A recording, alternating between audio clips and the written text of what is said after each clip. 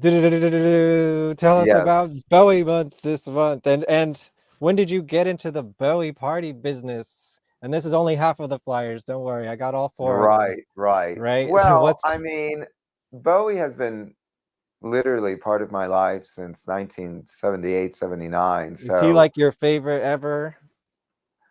uh, I mean, my favorite prior to Bowie, were the Carpenters. Karen Carpenter was my My first idol. my parents' wedding song, I believe. Yeah.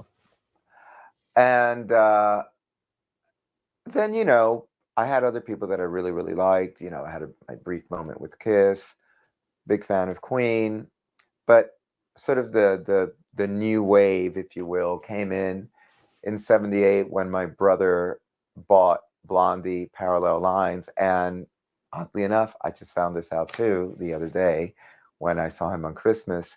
He said that he bought, I'm sorry, not Parallel Lines, Plastic Letters. We had that prior. Uh, and Station to Station on the same day, which was sometime in 78. And that just became my new world. And I was definitely a huge Blondie fan. And then the Bowie obsession started. Um, you know, What we was he your bought first Bowie album? Station to Station. That's Oh, what he that's a good bought. one to come into. All right. Yeah. And then I think he That makes a lot probably of sense to like your everything I've seen you do. oh yeah. Although, I got really into Station to Station a little bit later. It was I didn't connect with it right away. I connected with the Ziggy stuff and then the albums that we bought that came out at the time that we weren't buying, retrospectively, um, was Lodger and Scary Monsters. And then, of course, it was the break until Mm. Let's Dance. But I saw the videos for Lodger and Scary Monsters when they came out pre MTV. So that's 79, 80. You would have to stay up till like 1 o'clock in the morning, and they were premiered on Don Kirshner's rock concert. Hmm. So that was Um, the music video show before MTV? that was actually like a live music show. There was that. There was the midnight special. One was on Friday. One was on Saturday.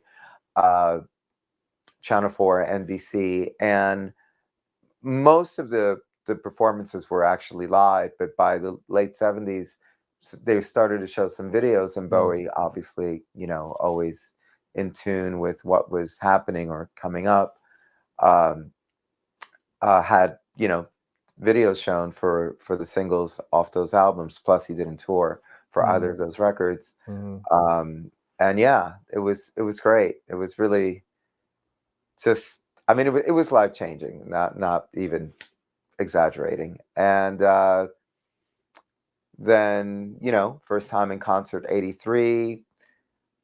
First party I did was 91, but again, it's always been in there. It's always been part of what I do.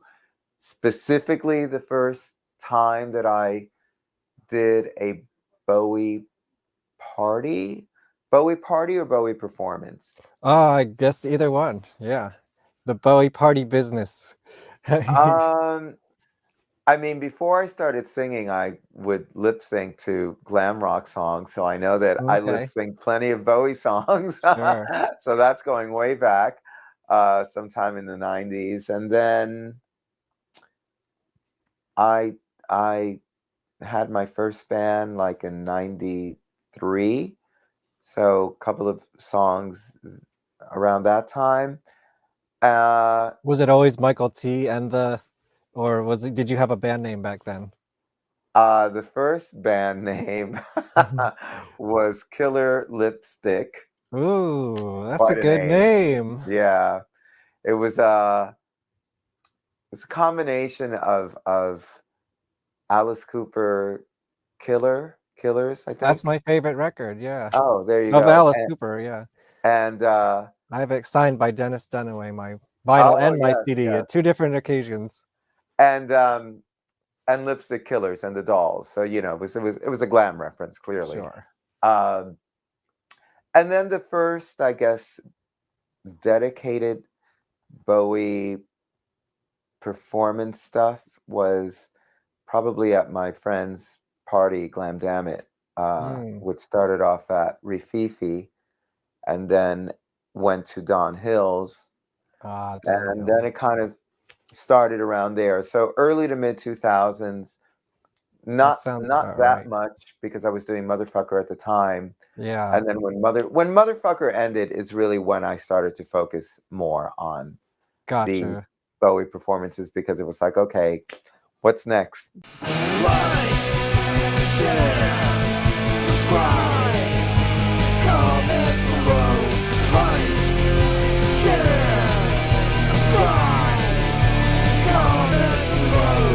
Like, share, subscribe, comment below.